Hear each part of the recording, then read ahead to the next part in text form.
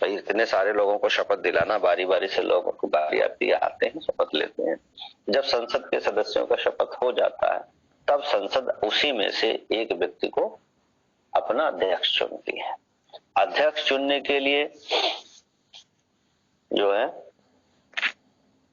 उसी बहुमत से जो तात्कालिक सदस्य उपस्थित होते हैं लोकसभा के, उन सदस्यों के बहुमत से संकल्प पारित कर लिया जाता है तो सदस्य चुन लिया जाता है। अब कोई और भी सदस्य अध्यक्ष बनना चाहता है तो वही वोटिंग होती है, जिसको बहुमत मिल जाता है वो सदस्य चुन लिया जाता है। होता क्या है परंपरा में, जिस पार्टी के सरकार बनती है उसको बहुमत सिद्ध होता ही है स्वतः। तो जो स्वतः बहुमत होता है तो कोई विवाद नहीं होता है। सरकार, जो प्रधानमंत्री होते हैं जिनकी जिस पार्टी की सरकार बनती है, वो लोग जिसको निश्चित कर लेते हैं वही लोकसभा अध्यक्ष हो जाते हैं। क्योंकि वोटिंग का कोई फायदा होता नहीं, क्योंकि बहुमत में सरकार है जब, तो वोटिंग कौन कराने जाए, विपक्ष क्यों होता इस तरह का। और परंपरा में एक और दिया जाता, अच्छा लोकसभा का जब अध्यक्ष होता है तो लोकसभा अध्यक्ष को शपथ कौन दिलाता?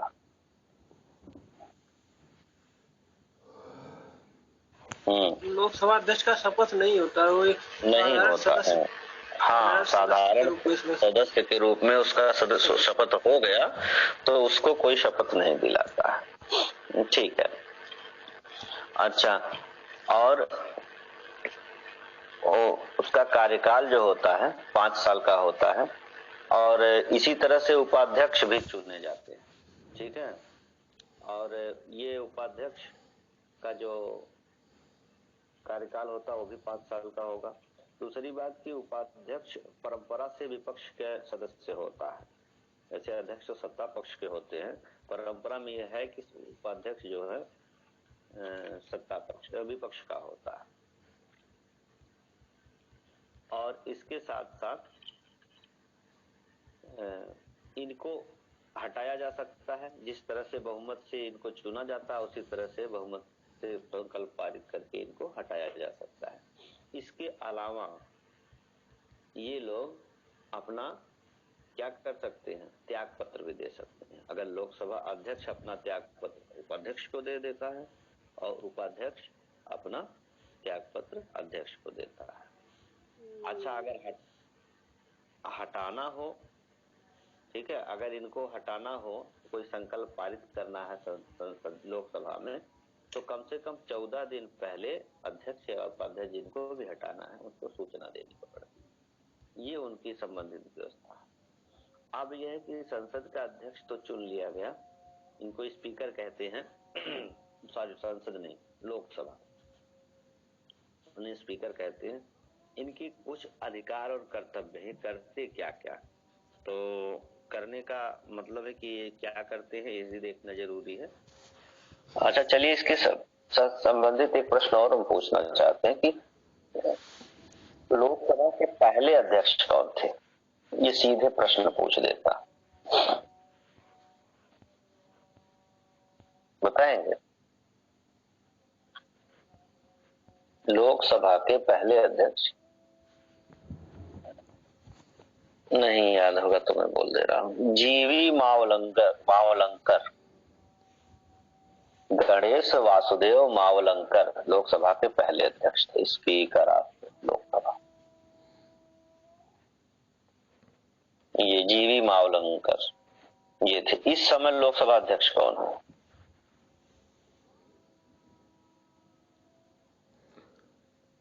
बताएंगे क्या? वीरेंद्र कुमार होंगे? नहीं, लोकसभा नहीं, वो तो प्रोटेम स्पीकर थे वीरेंद्र कुमार। प्रोटेम स्पीकर का काम जब नया स्पीकर चुन लिया जाता तो समाप्त हो जाता। प्रोटेम स्पीकर कुछ दिन के लिए रहते हैं, शपथ ग्रहण कराएंगे और नए स्पीकर का चुनाव होता। ये दोनों काम खत्म हो जाता है तो प्रोटेम स्पीकर का काम खत्म, वो अपना एक मेंबर ऑफ पार्लियामेंट बने रहते हैं। ठीक है। तो इस समय, अरे बहुत अच्छा क्वेश्चन है, आप जान नहीं रहे हैं। हाँ, ओम बिड़ला। ओम बिड़ला, हाँ सही बता रहे। ओम बिड़ला सांसद हैं बीजेपी के। कहां से सांसद हैं? नहीं याद होगा, चलिए मैं बता, कोटा राजस्थान से, वहां से सांसद है। अभी चर्चा में और थे, अखबार आप लोग पढ़ते होंगे, तो ओम बिड़ला की बेटी आईएएस हुई है। कुछ लोगों के रिजल्ट बाद में निकाले गए हैं, बड़ा विवाद हो रहा है कि बिना परीक्षा दिए ही वो आईएएस बन गई। ठीक है, तो विवाद के विषय है। तो ये लोकसभा अध्यक्ष है। इसके पहले कौन थे?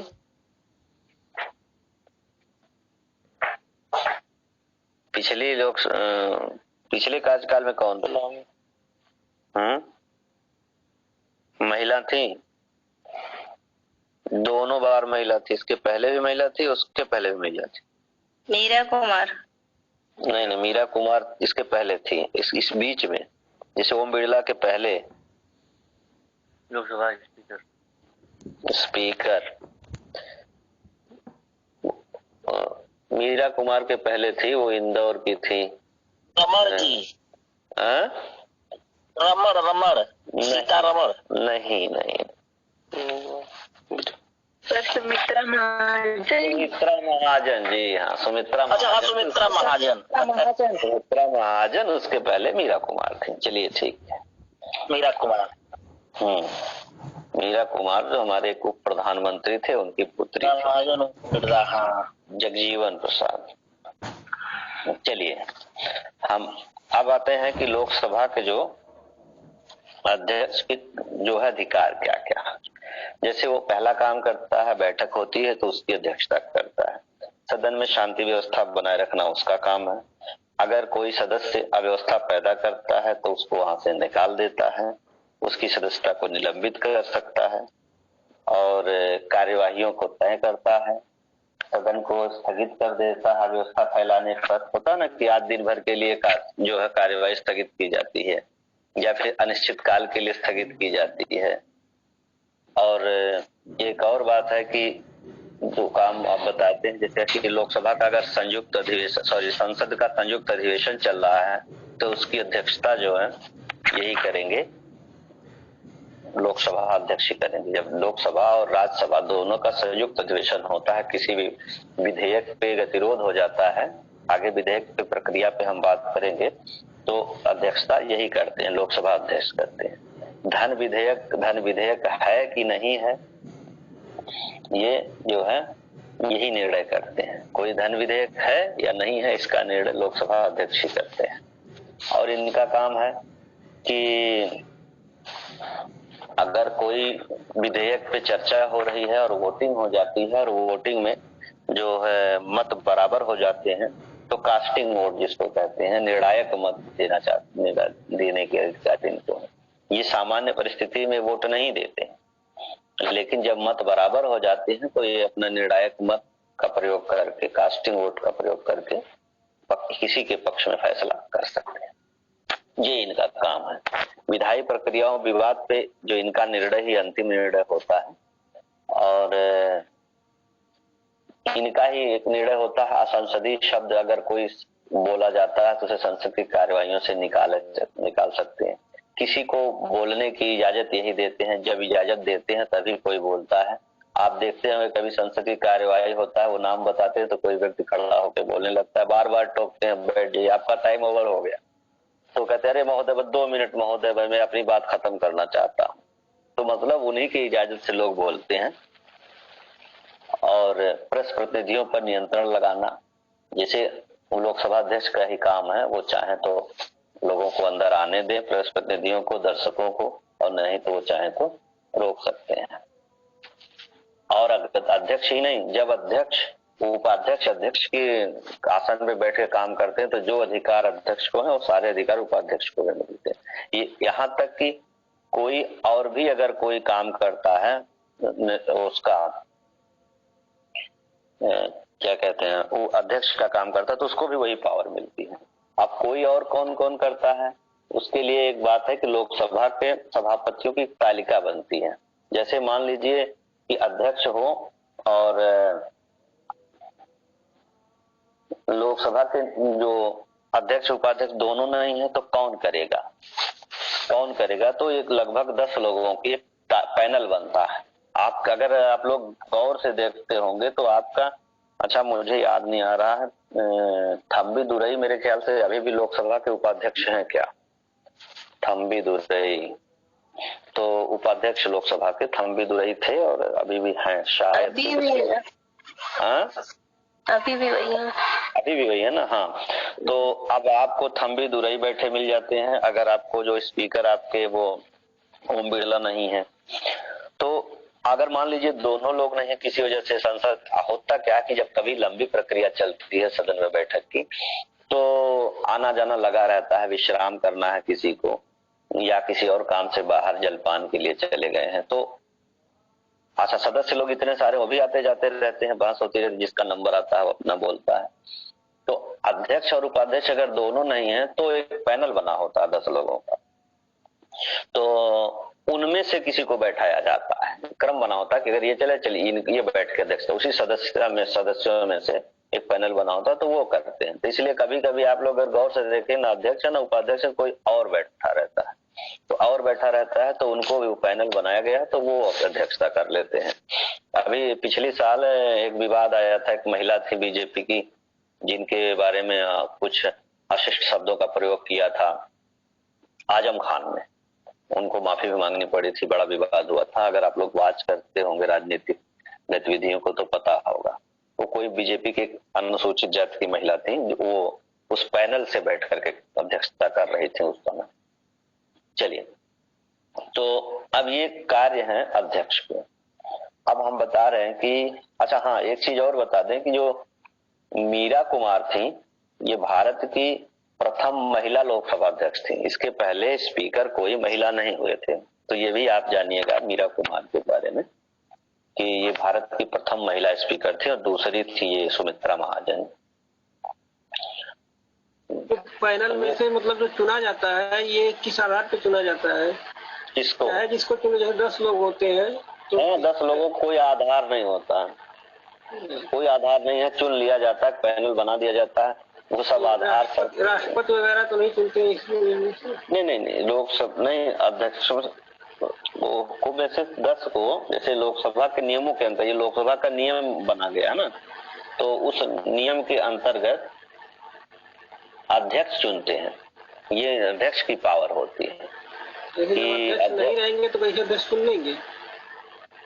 नहीं, सुनिए, जब अध्यक्ष एक किसी को बना दिया गया ना, पहले आप प्रक्रिया पूरी समझिए, कि जैसे प्रक्रिया समझिए कि जैसे एक आपका एक प्रोटेम स्पीकर आता है, सबको शपथ दिलाता, ठीक? तो जब सबको शपथ दिलाया जाता है, तो जब शपथ हो गई सारे सदस्य, तब ये प्रस्ताव होता है कि किसी को लोकसभा अध्यक्ष चुनना है। तो जो सत्ता पक्ष होता है एक सूची भेजता है राष्ट्रपति के यहाँ, सचिवालय, जो सचिव होते हैं, लोकसभा के सचिव होते हैं, उनको एक सूची भेजी जाती है कि ये, तो सूची राष्ट्रपति तक भेजी जाती है। प्रक्रिया है, इस पे बहुत ज्यादा मतलब जैसे डिटेल में जाने की जरूरत नहीं है। तो उस सूची से एक डेट निर्धारित होती है, राष्ट्रपति निर्धारित करते हैं कि इस तारीख को लोकसभा के अध्यक्ष का चयन होगा। तो अगर विपक्ष भी आपको ना सदस्य प्रत्याशी देना चाहता है कोई सूची, तो भी देगा, तो वोटिंग होगी। अगर नहीं देता है तो उसी व्यक्ति को एक सामान्य औपचारिकता के तहत हाथ खड़ा करके, जो है मेज थपथपा करके, कहते हैं कि सर्वसम्मत से अध्यक्ष चुन लिया जाता। मतलब जैसे द्वंद्व की स्थिति में बहुमत से चुना जाता है, बात समझ रहे हैं? जो जिसको बहुमत हो चुन लिया जाता है, एक अध्यक्ष चुन लिया गया, उसी प्रक्रिया से उपाध्यक्ष को भी चुन लिया गया। बात क्लियर हुई? अब जब अध्यक्ष चुन लिया गया, अध्यक्ष अपने आसन पे चला गया, तो उसको लोकसभा के अध्यक्ष की पावर मिल गई। जब उसको पावर मिल गई, तो अब उसको एक पावर और है कि आप अध्यक्ष और उपाध्यक्ष 2 के अलावा 10 लोगों को और चुन लीजिए। तो वो उसकी पावर है, जिसको चाहे वो चुन ले कि आप हमारे पैनल में हैं, 10 लोगों का एक पैनल है, जब हम दोनों नहीं रहेंगे तो क्रमशः आप लोग अध्यक्षता करिएगा। स्पष्ट हुआ?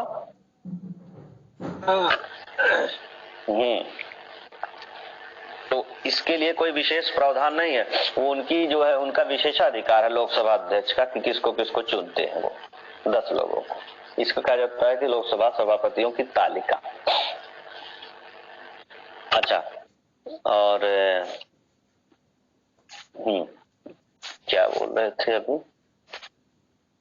कुछ बात आ रही थी, आगे निकल गया। अच्छा चलिए ठीक है, ये हो गया उनका लोकसभा के अध्यक्ष की बात होती है।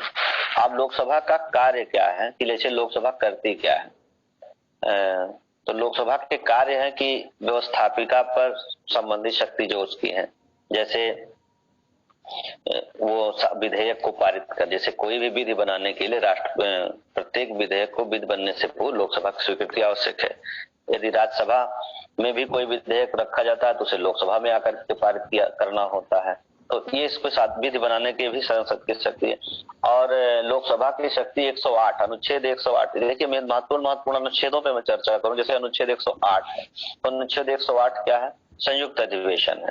तो संयुक्त अधिवेशन में लोकसभा की शक्ति बढ़ जाती है। संयुक्त अधिवेशन क्या होता है, संयुक्त अधिवेशन क्यों होता है मालूम है आपको? जैसे हम अभी विधेयक की बात करेंगे, जो हम सोच रहे थे राज्यसभा की बात हो जाए तब इसके बाद विधेयक की बात हो, तो जैसे संयुक्त अधिवेशन होता है तो संयुक्त अधिवेशन में लोकसभा की शक्ति बढ़ जाती है, क्योंकि लोकसभा में 543 सदस्य हैं और राज्यसभा में कितने सदस्य हैं? 233 233 है ना। ठीक है, इस समय की बात कर रहा हूँ, तो वर्तमान में यही है। देखिए फिर मैं पीछे जा रहा हूँ कल की बात पे कि 250 मैक्सिमम हो सकते हैं। वर्तमान में कितने हैं? 238। 200 हो कितने सकते हैं? 250, 238 प्लस 12 ये हो सकते हैं। ये तरीका है मनोनीत 12, 238, लेकिन है कितने इस समय? 5 कम है। मनोनीत तो पूरे हैं लेकिन 5 कम है, तो कितने हो गए? 233 प्लस 12, ठीक है, तो 245। ठीक है, तो अब जब वहां पे 235 है और लोकसभा में कितने हैं? 550 यानी 545, 543 मानिए। वोट करने की बात कर रहा हूँ, क्योंकि वोट तो एंग्लो इंडियन नहीं करेंगे जी, निर्वाचित सदस्य वोट करते हैं। अब बात आती है कि एक विधेयक है, जैसे कहा गया कोई साधारण विधेयक है, हम जो उसके प्रथम वाचन द्वितीय वाचन की बात करेंगे तो करेंगे। जैसे एक विधेयक है कोई, कहा जाता है कि विधि बनने के लिए दोनों सदनों से पास होना चाहिए। अब जब दोनों सदनों से पास होना चाहिए तो लोकसभा ने पास कर दिया, राज्यसभा में गया, क्योंकि लोकसभा प्रधानमंत्री या कार्यपालिका के गठन के लिए लोकसभा में बहुमत आवश्यक है। प्रधानमंत्री लोकसभा में बहुमत दल का नेता होता है, उसे लोकसभा में विश्वास मत हासिल होता है। ये जरूरी नहीं कि उसे राज्यसभा में भी बहुमत हो। बात समझ रहे हैं आप लोग? क्योंकि राज्यसभा में 2/3 चुने जाते हैं और आज विधायक आज हमारे पास दोनों सदनों में बहुमत है, तो ये लोकसभा का कार्यकाल 5 वर्ष का होता है। राज्यसभा में हर 2 वर्ष में जो है 1/3 रिटायर होते हैं, नए चुने जाते हैं। हो सकता है कि अभी जो रिटायरमेंट के बाद स्थिति ये बनती है, नए चुन के आते हैं, तो जो लोकसभा में जिस सरकार का बहुमत है वहां उस पक्ष से लोग कम चुने जाए दोबारा, तो वहां पे बहुमत खो दिया उन्होंने। लेकिन पास करना दोनों सदनों में है।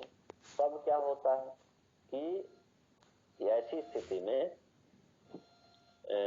लोकसभा ने कोई विधेयक भेजा पास करके राज्यसभा में, और राज्यसभा ने विधेयक को पास ही नहीं किया। तब अब सरकार चाह रही कि ये विधेयक हम पास करा लें, तो वो अनुच्छेद 108 के तहत संयुक्त अधिवेशन बुलाती है। ठीक है, जब संयुक्त अधिवेशन बुलाएगी तो संयुक्त अधिवेशन में दोनों लोगों को, दोनों सदन के सदस्य इकट्ठा होते हैं। अब हो गए 233 प्लस 543, अब ये टोटल हो गए ना। अब जब संयुक्त अधिवेशन में वोटिंग होगी तो इन टोटल का आपको बहुमत होना चाहिए। जब टोटल का बहुमत करेंगे तो लोकसभा में जिसका बहुमत होगा उसकी स्वाभाविक रूप से उसको यहाँ बहुमत ज्यादा हो जाएगा। ठीक है, क्योंकि यहाँ 233 राज्यसभा के टोटल हैं और 273 तो उसको ऑलरेडी बहुमत है। हेलीकॉप्टर कहाँ उड़ रहा है? मार्कंडे मौर्य क्या? बात समझ गए? 273 तो लोकसभा में उसको ऑलरेडी बहुमत है, तब वो सरकार चला रहे हैं, और पूरे लोग राज्यसभा में 233 है। तो लोकसभा जिसकी सत्ता होती है उस पक्ष का संयुक्त अधिवेशन में स्वाभाविक रूप से बहुमत होता है और संयुक्त अधिवेशन में वो पास हो जाता है। ठीक है, तो इस तरह से संयुक्त अधिवेशन में लोकसभा की शक्ति ज्यादा होती है। और फिर वही बात मैंने कहा कि अगर संयुक्त अधिवेशन होता है तो उसकी अध्यक्षता कौन करेगा? वही लोकसभा अध्यक्ष सर। लोकसभा अध्यक्ष करेंगे। अगर लोकसभा अध्यक्ष नहीं है तो लोकसभा उपाध्यक्ष करेंगे, लेकिन करेंगे इसी पैनल के लोग। लेकिन आहूत करते राष्ट्रपति सर संयुक्त बैठक को। हाँ, आहूत करते राष्ट्रपति के। भाई सब राष्ट्रपति के नाम पे ही होता है, इसलिए बुलाने का काम वही करेंगे। लेकिन अध्यक्षता अध्यक्ष करते हैं। हाँ, राष्ट्रपति ही आहूत करते हैं, लेकिन अध्यक्षता जो लोकसभा अध्यक्ष करेंगे। ठीक है, तो इस तरह से लोकसभा में अब इस हिसाब से माना गया कि कानून बनाने में भी लोकसभा के शक्ति राज्यसभा से अधिक है। और ये लोकसभा नियंत्रण करती है, सरकार पर भी नियंत्रण करती है। मतलब मंत्रिपरिषद सामूहिक रूप से लोकसभा के प्रति उत्तरदायी होती है। लोकसभा के प्रति अगर उत्तरदायी ना हो, जरा बताएंगे, मंत्रिपरिषद लोकसभा के प्रति सामूहिक रूप से उत्तरदायी होती किस अनुच्छेद में है? 74 नहीं, और गौर करिए, आप ही ने प्रश्न किया था। हाँ, ठीक है, 75(3) अगर कह लेंगे तो और बेहतर हो जाएगा। ठीक है, हाँ, ये प्रश्न पूछा था आप ही ने और आप ही से मैं पूछ रहा था। चलिए ठीक, मतलब सब लोग जानिए, बहुत मतलब इस प्रश्न मतलब देखिए, ये हम पूरी प्रक्रिया समझा रहे हैं क्या क्या हो रहा है, लेकिन इसके साथ साथ बीच में जो अनुच्छेद बहुत इंपॉर्टेंट हो, वैसे पूरा जब चैप्टर खत्म होगा तो फिर से हम एक एक अनुच्छेद छांट के पूछेंगे कि ये आपको याद करना है। तो लेकिन जो महत्वपूर्ण अनुच्छेद हम उसको भी चर्चा बीच बीच में करते रहेंगे, क्योंकि अब अनुच्छेद पकड़ के नहीं पढ़ाना है, आपको पूरी प्रक्रिया की तस्वीर देनी है कि क्या क्या कैसे होता। तो इस समय जो लोकसभा में मतलब ये सामूहिक रूप से जो उत्तरदायी होता है, सरकार पे नियंत्रण होता है, इसलिए वित्तीय शक्ति के बारे में बात हो रही है कि वित्तीय शक्ति भी इसकी ज्यादा होती है, वित्त से संबंधित, क्योंकि वित्त विधेयक जो है लोकसभा को ज्यादा पावर मिली हुई है। और एक तरह से कहिए वित्त विधेयक को जो वित्तीय मामलों में यानी धन विधेयक इत्यादि जब आता है तो उस पर लोकसभा की राज्यसभा की शक्ति बहुत कम होती है। और बजट से संबंधित बातें हैं तो इसमें लोकसभा को ज्यादा है। हम एक एक चलेंगे। और इसके और काम क्या होते हैं, ये निर्वाचक मंडल का भी काम करता है। लोकसभा के सदस्य क्या करते हैं, राष्ट्रपति के चुनाव में और उपराष्ट्रपति के चुनाव में भाग भी लेते हैं। तो इस तरह से इनका काम है। शिकायतों के, जनता के शिकायतों का भी निवारण करते हैं लोकसभा के में आकर के। और महाभियोग भी जब लगाया जाता है राष्ट्रपति पे तो या फिर उनपे क्या कहते हैं न्यायाधीश पे, तो भी उनकी पावर होती है। तो ये सब उसकी चर्चा हम करेंगे। अब हम आते हैं राज्यसभा की बात, क्योंकि उस सब महाभियोग की चर्चा हो चुकी है, राष्ट्रपति महाभियोग की चर्चा हो चुकी है। और जब न्यायाधीश की चर्चा चलेगी तो हम जब उस न्यायालय खंड में आएंगे तो बात करेंगे। अब हमें राज्यसभा के गठन की बात करनी है। तो राज्यसभा के गठन की बात होती, तो राज्यसभा का गठन कैसे होता है? राज्यसभा में मैंने बताया था कि सदस्य आपके 238(12), 237(12), ये तो अभी हो चुकी है बात। तो राज्यसभा के सदस्यों का चयन कैसे होता? अच्छा, राज्यसभा जो होता है, ये राज्यसभा द्वितीय सदन होता है। द्वितीय सदन होता है, लेकिन इसको कहते हैं उच्च सदन। याद है आप लोग को ना, ये उच्च सदन है। भले क्रम में तो ये द्वितीय सदन है, लेकिन इसको कहा जाता है उच्च सदन। ये विद्वानों की सभा कहा जाता है और ये स्थायी सदन होता है, इसे विघटित नहीं किया जाता। तो आप बताइए जरा कि इसका राज्यसभा के सदस्यों का, कहीं से आवाज कंटिन्यू आ रही है।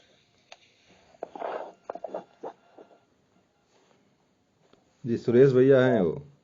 आप लोग देखिएगा, आवाज पे कंट्रोल रखिए। तो ये राज्यसभा के सदस्यों को चुनते कौन? प्रतिमा जी के यहाँ से आवाज आ रही, प्रतिमा जी के यहाँ से भैया जी, भैया जी, भैया जी, अनुच्छेद 12 सदस्यों का मनोनयन करता है। मनोनयन तो तो करते हैं। भैया जी, जी भैया झांस बना दीजिए हमें, हम सही उसमें देखूँ कि प्रतिमा जी के यहाँ से आवाज शायद आ रही है, थोड़ा सा मैं बंद, उनको चलिए माइक बंद। ठीक, हाँ मैं बिल्कुल आपको होस्ट बना रहा हूँ, पहले आप मिल तो जाए। हाँ मिल गए। Next, good morning Vipin ji, you are host now ji. तो इनका जो चयन है ये एकल संक्रमणी मत पद्धति के अनुसार, हाँ एकल संक्रमणी मत पद्धति इनके साथ होती है, यानी हाँ अप्रत्यक्ष चुनाव होता है इनका। आनुपातिक प्रतिनिधित्व पद्धति के अनुसार इनका जो है, ये इनको चुनते कौन है?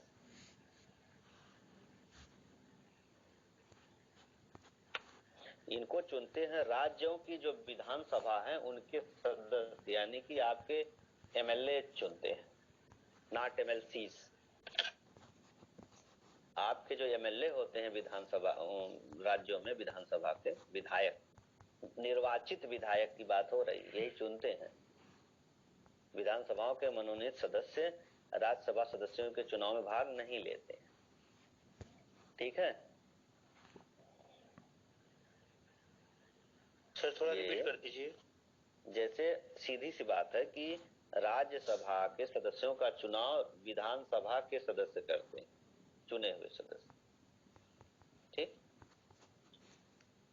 और भी लोग करते हैं ना, हाँ विधानसभा और लोगों के द्वारा भी चुनाव होता है ना।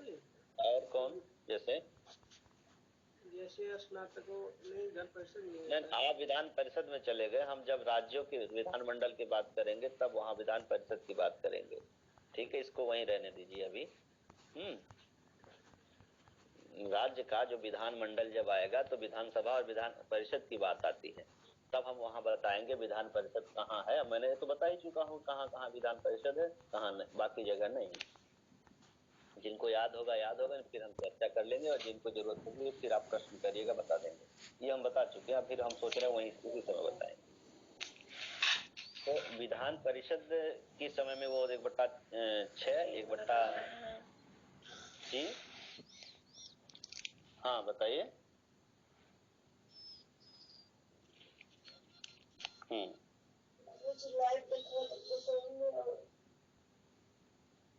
तो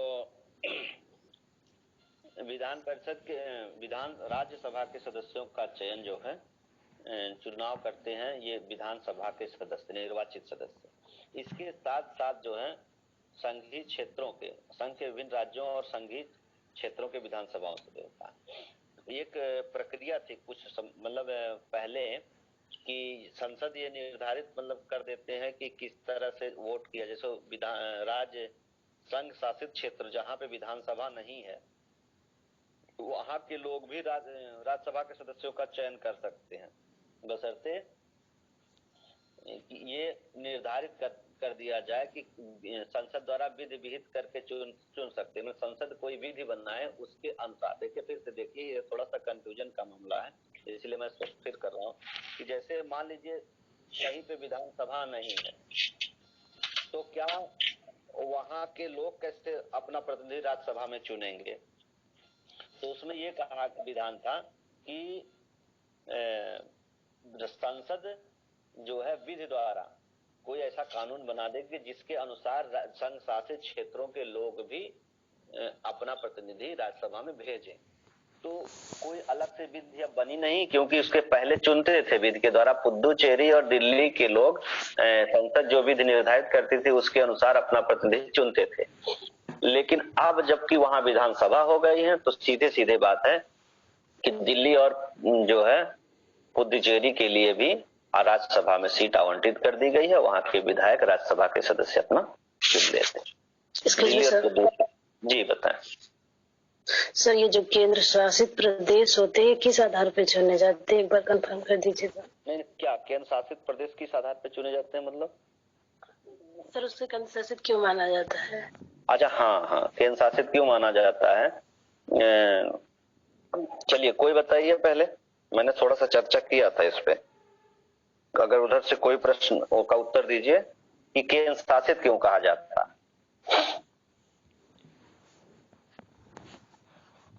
चलिए मैं बता यहाँ का प्रशासन राज्यपाल या एक होता है उसके द्वारा किया जाता है, केंद्र सरकार के द्वारा। हाँ राज्यपाल या एक नाम नहीं आ रहा है। चलिए मैं स्पष्ट कर रहा हूँ उसको, आप जो कह रहे हैं वो सही है, लेकिन जी बताएं।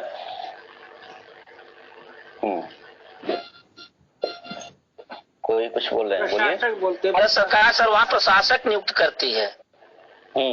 ठीक है, नियुक्त करती है, लेकिन उनका जो जेन्युइन क्वेश्चन था उससे सेटिस्फाई नहीं होंगे। मैं बता रहा हूँ, जैसे होता क्या है कि राज्य आपके बन गए हैं, जैसे आपके इस समय जितने भी राज्य हैं, कितने राज्य होंगे? 27 28 सॉरी 28 है।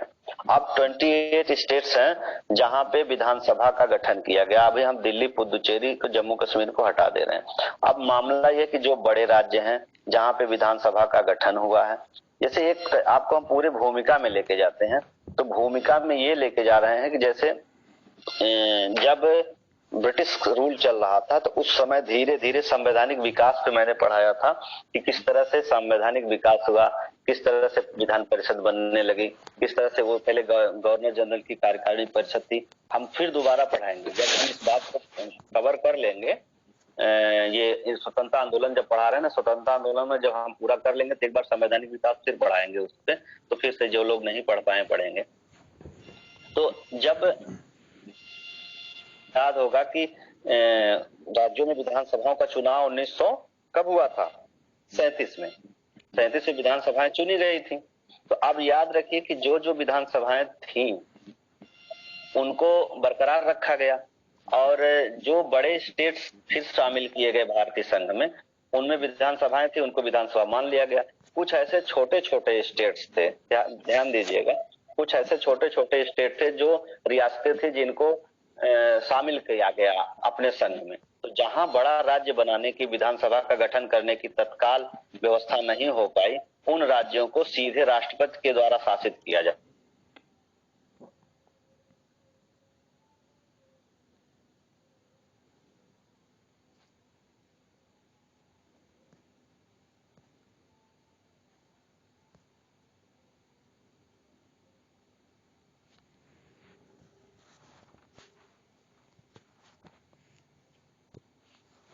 शासित प्रदेश है, वहां पे ना कोई मुख्यमंत्री होगा, ना विधानसभा होंगी, वहां का शासन राष्ट्रपति स्वयं करेंगे। ठीक है, तो वहां पे राष्ट्रपति स्वयं करेंगे। तो राष्ट्रपति के अधीन आ गया यानी केंद्र की सरकार, जो केंद्र में सरकार बनेगी, यानी कि राष्ट्रपति जो है केंद्र की सरकार के सलाह पे काम करता है। तो राष्ट्रपति का शासन माने वहां केंद्र का शासन, इसीलिए कहा जाता है केंद्र शासित प्रदेश। जैसे मंत्रिपरिषद आपकी केंद्र की होती है, प्रधानमंत्री के नेतृत्व में, वही जो सलाह देते हैं उसी के सलाह के अनुसार राष्ट्रपति कार्य करते हैं। तो अब जहां पे विधानसभा नहीं थी तो वहां का शासन कैसे चलेगा? तो इसके लिए कहा गया कि इसका शासन राष्ट्रपति के माध्यम से किया जाएगा, यानी राष्ट्रपति के अधीन रहेगा। इसीलिए वह कहा गया तो केंद्र शासित प्रदेश है। ठीक है, तो अब ऐसे कंडीशन आई कि पहले बहुत सारे केंद्र शासित प्रदेश। देखिए शोर कहीं से हो रहा है, उसको प्लीज भैया जी मुझे तुम्हें होस्ट बनाइए। अच्छा, आप तुम्हें होस्ट बना? हाँ ठीक है, देख लीजिएगा मुझे तो। हाँ यस, तो अब इस तरह से जितने भी ऐसे राज्य मिले जहां पे विधानसभाएं प्रॉपर नहीं काम कर रही थी, उनको सबको केंद्र शासित प्रदेश के रूप में शामिल कर लिया गया, छोटे छोटे एरियाज को। बाद में जब राज्यों का पुनर्गठन होता है तो संघ शासित प्रदेशों को पूर्ण राज्य बना दिया जाता। समय रहते किसी राज्य की सीमाएं परिवर्तन करके दो राज्य को एक में मिला दिया जाता, बड़े राज्य को काट के दो राज्य बना दिया जाते हैं। तो जिन राज्यों में फिर से विधानसभाएं बनी रह जाती हैं वहां पर विधानसभा तो उसको पूर्ण राज्य बना दिया जाता है, और जहां पर विधानसभा नहीं हो पाती है उसको केंद्र शासित प्रदेश बना करके राष्ट्रपति के माध्यम से शासन किया जाता है। आज भी जितने केंद्र शासित प्रदेश आपके हैं वहां पर राष्ट्रपति का ही शासन चलता है, लेकिन राष्ट्रपति जो कि खुद नहीं करते, अपना एक प्रतिनिधि भेजते हैं। इसलिए वहां के प्रतिनिधि को क्या कहा जाता है बताइए?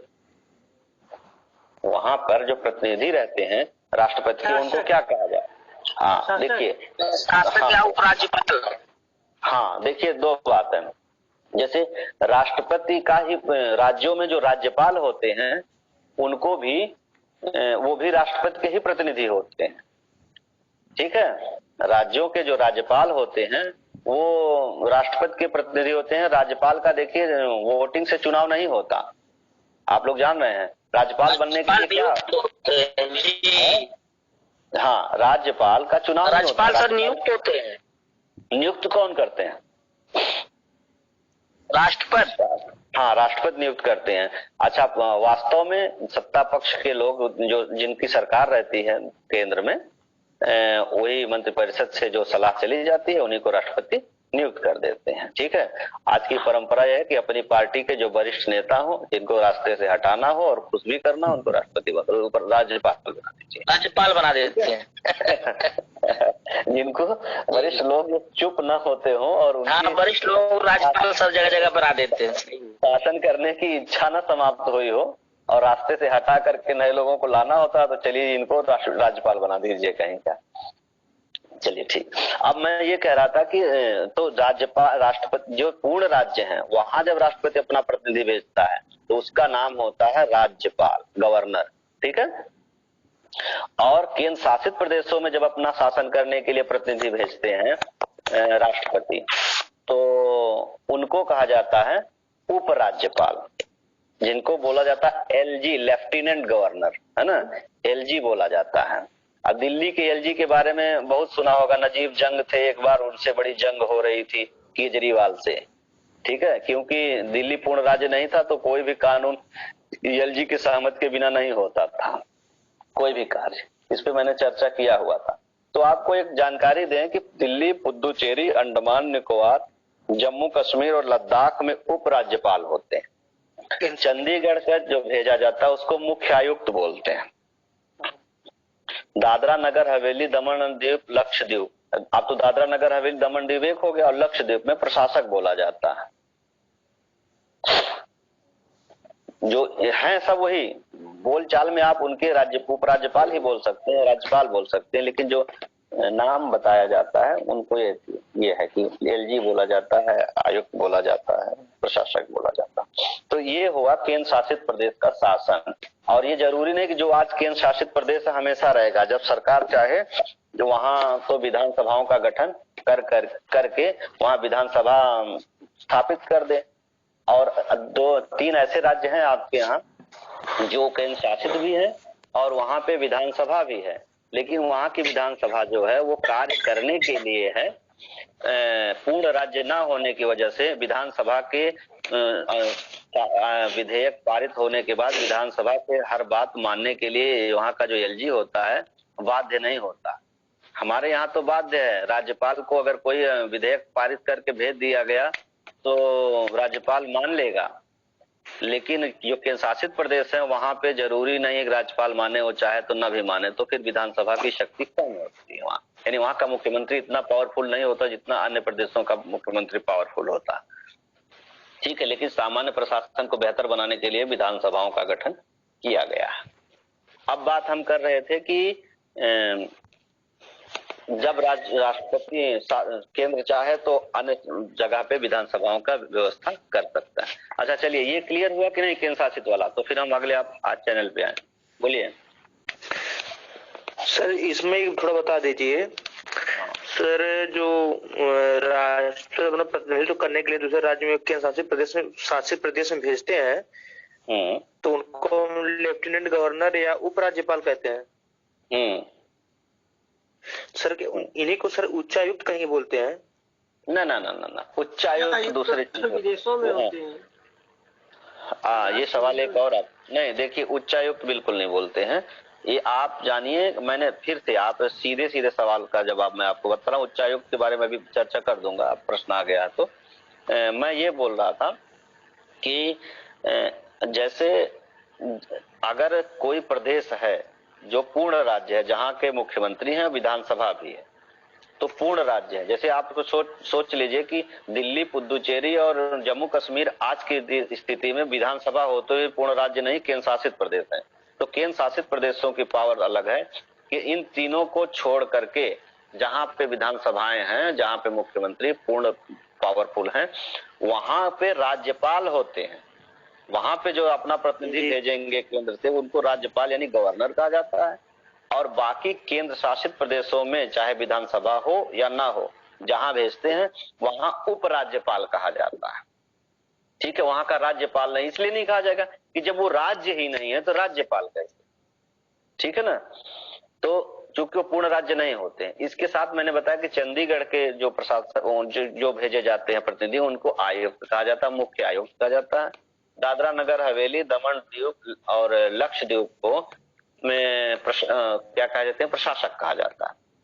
ये नाम का परिवर्तन है, काम वही है, बोलचाल में वहां के उपराज्यपाल बोल दिया जाता है। ऐसी बात है, सब सारे केंद्र शासित प्रदेशों के उपराज्यपाल बोल दिया जाता है। तो ये हुआ। अब बात आती है, पहले मैं इस प्रश्न का जवाब दे पा जाऊं, जिन्होंने प्रश्न किया था वो बताएं मेरे केंद्र शासित प्रदेश का जो मैंने बताया संतुष्ट है कि नहीं, अभी और क्लियर करना। किनका प्रश्न था मुझे याद नहीं आ रहा। हाँ बोलिए। अच्छा, मुझे लगता है नहीं क्या? नहीं है, गीतांजलि मौर्य शायद। अच्छा, तो चलिए, जवाब नहीं आ रहा है। हाँ हाँ, तो क्या क्लियर हुआ आपका? क्वेश्चन नहीं था मगर क्लियर है सर। क्लियर था, चलिए ठीक है, जिसका भी क्वेश्चन रहा हो। चलिए आप बताइए हमें।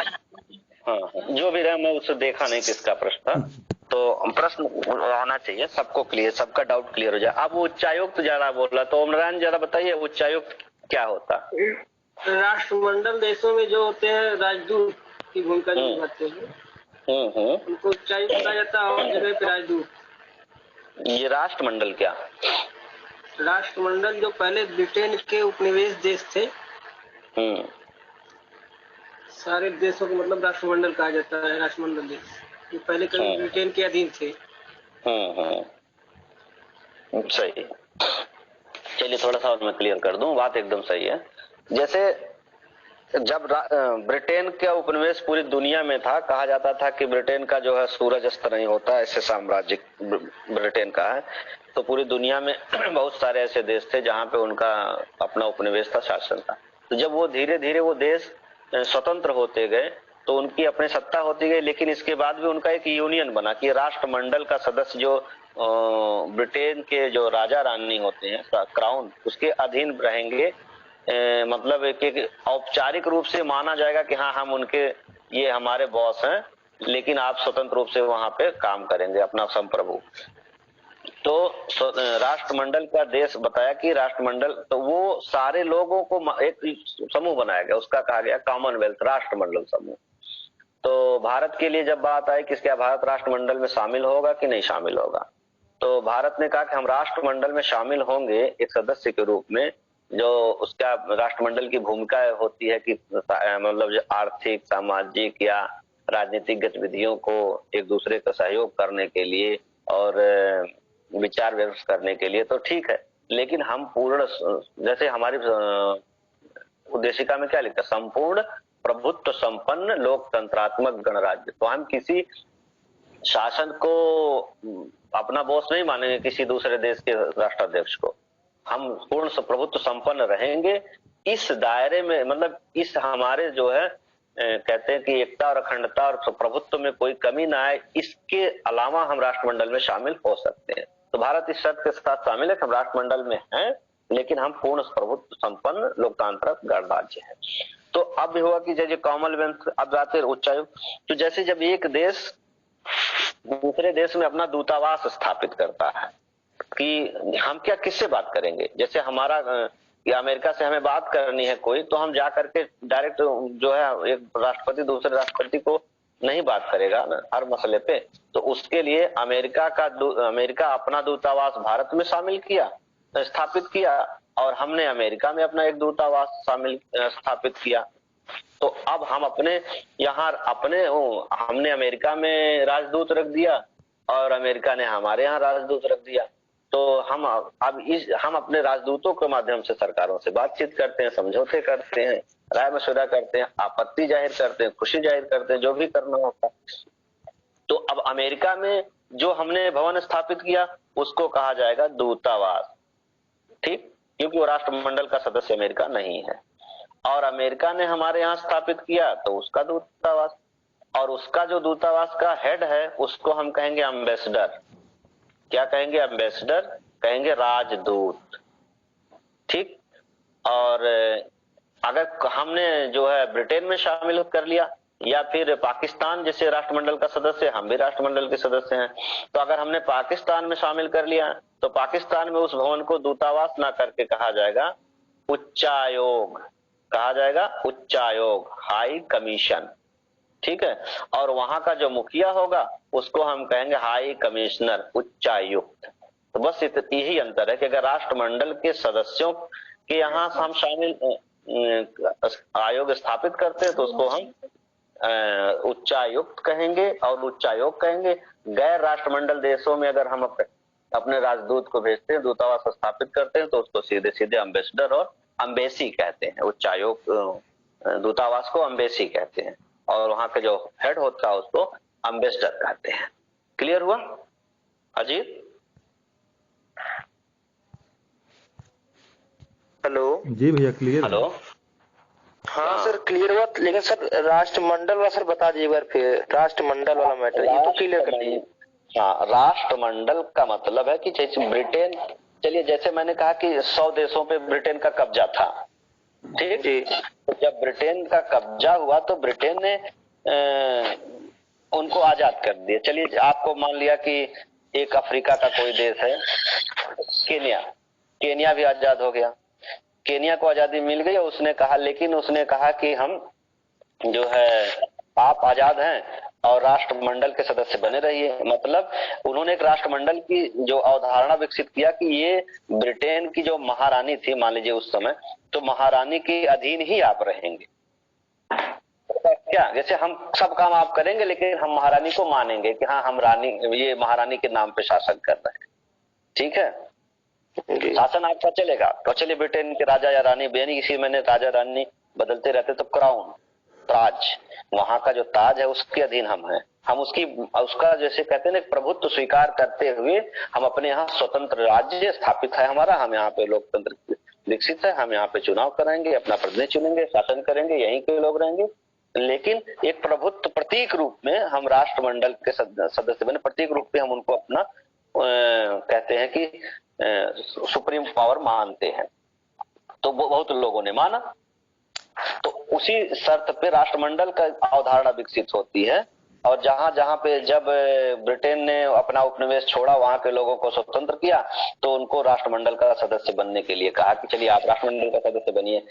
तो जब भारत की बात आती है तो भारत ने कहा कि हम राष्ट्रमंडल के सदस्य बनेंगे, लेकिन हम पूर्ण प्रभुत्व संपन्न गणराज्य, राष्ट्रमंडल का सदस्य हम सांस्कृतिक विकास के लिए, सामाजिक उन्नति के लिए, राजनीतिक अवधारणाओं के विकास के लिए, एक दूसरे के मतलब सारे सदस्यों के आर्थिक सहयोग, व्यापारिक सहयोग के लिए हम तो रहेंगे, सहयोग और सुझाव सब रहेगा, लेकिन हम जो है प्रभुत्व संपन्न गणराज्य हैं और रहेंगे, हम किसी बाह्य शक्ति को अपना प्रतीक रूप में भी मुखिया नहीं मानेंगे।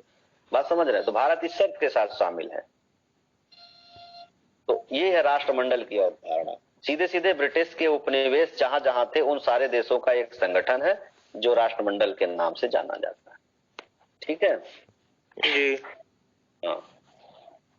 और जो ब्रिटिश के उपनिवेश नहीं है, ऐसा भी है कुछ ऐसे देश होंगे जो ब्रिटिश उपनिवेश थे लेकिन कहा कि नहीं हम राष्ट्रमंडल में नहीं रहते, तो नहीं रहते। आज की स्थिति एक राष्ट्रमंडल पावरफुल होता है, किसी को निकाल देता है कि आप जो है उस शासन का पालन नहीं करें, आपको राष्ट्रमंडल से बाहर किया जाता है। ये सब जो अंतर्राष्ट्रीय संगठनों के बारे में कभी जब विशेष चर्चा होगी तो और सारे संगठनों के बारे में बात करेंगे। अब मेरे ख्याल से समय हो रहा है 2 मिनट एक्स्ट्रा, और बंद किया जाए विपिन जी।